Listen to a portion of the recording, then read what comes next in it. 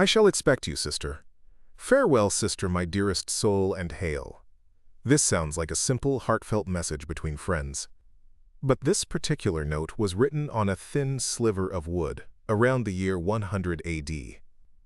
Its author was a woman named Claudia Severa, the wife of a Roman commander. And she was writing from the misty, windswept, and violent northern edge of the known world, the Roman frontier. Welcome to 10-Minute History. I'm your host, Jake Sullivan, and today we're exploring the incredible story of Rome's frontiers, the vast and volatile borderlands known as the Asterisk Limes. When we think of a Roman frontier, we probably picture Hadrian's Wall, a massive stone barrier designed to keep savage barbarians out. But that's only a tiny part of a much more complex and fascinating story. These frontiers were not impenetrable shells. They were dynamic, porous zones of conflict, trade, and cultural fusion that stretched for over 5,000 kilometers, or more than 3,100 miles. This wasn't where the Roman world ended. It was where the future of Europe began. For centuries, the Roman Republic knew no fixed borders. Its frontiers were simply the temporary limits of its armies. The goal was always more conquest, more glory, more land. But this relentless expansion came to a screeching halt under Rome's first emperor, Augustus. The turning point was a disaster of epic proportions. The Battle of the Teutoburg Forest in the year 9 AD. A treacherous German chieftain named Arminius, who had been raised in Rome and served in its army, led 3 entire legions, some 20,000 men, into a perfectly laid ambush. In the dense, rainy forests of Germania, the Roman column was cut to pieces over 3 horrific days. The Emperor Augustus was so devastated that he was said to wander his palace, banging his head against the walls and crying, "Quinctilius Varus, give me back my legions!" This catastrophe taught Rome a brutal lesson. The empire had reached its limits. Augustus pulled his armies back to the great rivers of the Rhine and the Danube, and for the first time, Rome began to think defensively. This was the birth of the Asterisk Limes, a concept that evolved to mean a militarized frontier district. It wasn't just a wall. It was a complex system of rivers, roads, watchtowers, fortlets, and massive fortresses, all engineered for control. The backbone of this system was the Roman army, a 2-tiered force perfectly designed for frontier defense. First, you had the legions, the elite heavy infantry made up of Roman citizens. They were the strategic hammer, housed in huge fortresses set back from the border, ready to march out and crush any major invasion. But their most important job wasn't fighting. It was building. Legionaries were master engineers, quarrying stone, felling timber, and constructing the very roads and forts that defined the frontier. Then you had the auxiliaries. These were soldiers recruited from the non-citizen peoples of the provinces. They outnumbered the legionaries and did most of the day-to-day work. They garrisoned the small forts on the front line, patrolled the border, and acted as the army's eyes and ears. Rome brilliantly recruited auxiliaries for their special skills. Syrian archers provided long-range firepower. Gallic cavalry were expert horsemen. Batavians were famed for their ability to swim across rivers in full armor. For these men, service was a path to a better life. After 25 years, an auxiliary soldier was granted the ultimate prize, Roman citizenship for himself and his descendants, a powerful tool for ensuring loyalty and integrating people into the Roman world. The most famous of all Roman frontiers is, of course, Hadrian's Wall in northern Britain. Built on the orders of Emperor Hadrian in the 120s AD, it was a monumental statement of imperial power, designed, as one writer put it, to separate the Romans from the barbarians. It stretched for 73 miles from coast to coast, a stone wall fronted by a massive ditch. But a wall is just a line of stone. What made it live were the people. The wall was garrisoned by thousands of auxiliary soldiers housed in 16 large forts. And wherever the army went, civilians followed. Outside the gates of every fort, a bustling town called a Asterix Vicus sprang up.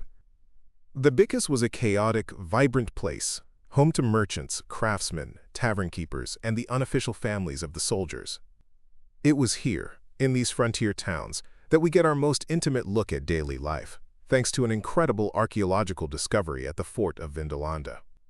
The waterlogged soil there preserved thousands of wooden writing tablets, the personal and official correspondence of the garrison. They record everything from military supply requests for beer and socks to a soldier writing home to his family. And of course, there's that birthday party invitation from Claudia Severa to her friend Sulpicia Lepidina, a touching reminder of the friendships and social lives that existed even at the empire's rugged edge. Life on the frontier could mean routine patrols and birthday parties, but it was always lived in the shadow of war. Most of the time, this was low-intensity conflict.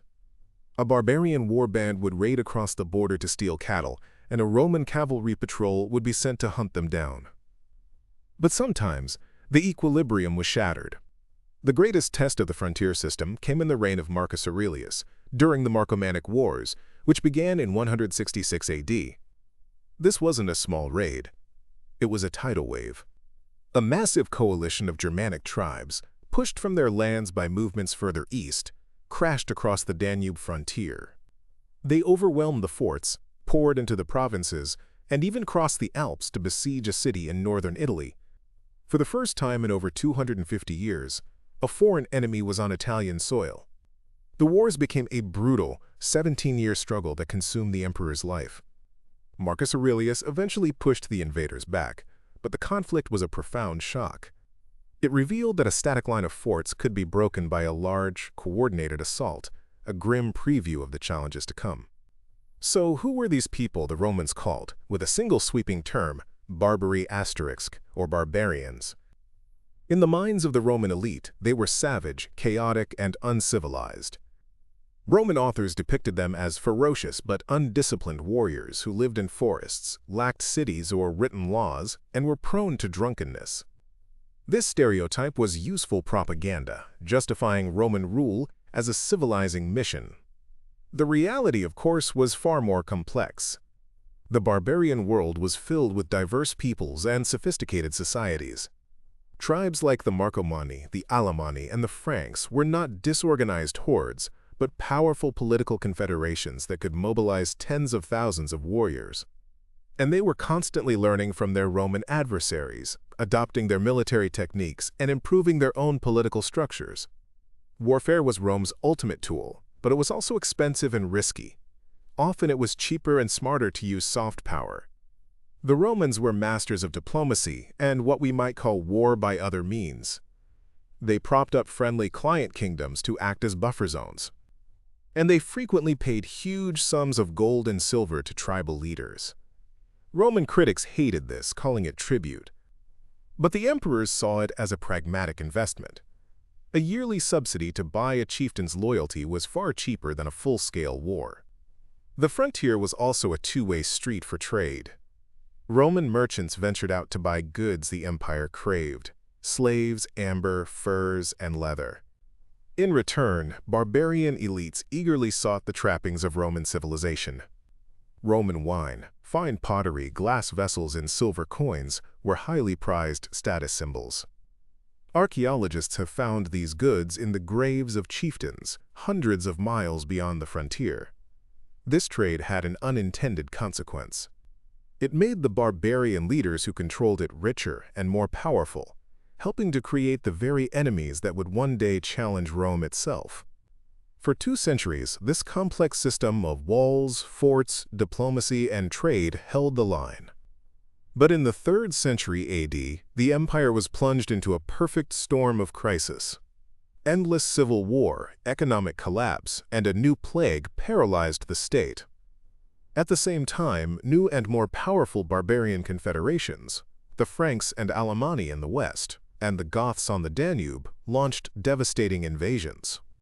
In the east, the new and aggressive Sasanian Persian Empire even captured a Roman emperor, Valerian, in battle, a humiliating blow. The old frontier system had broken. Out of this chaos, Emperors Diocletian and Constantine forged a new military strategy: defense in depth. They abandoned the idea of holding a single rigid line. The army was split. On the borders were the asterix limitanii asterix, part-time soldiers and hereditary militia, who acted as a tripwire. Behind them, based in strategic cities, were the Asterix Comitatenses Asterix, a new, mobile, elite field army ready to race to any trouble spot and destroy the invaders. This reformed system held for another century, but the pressures were building. The final catalyst was the arrival of the Huns from Central Asia, around 370 AD.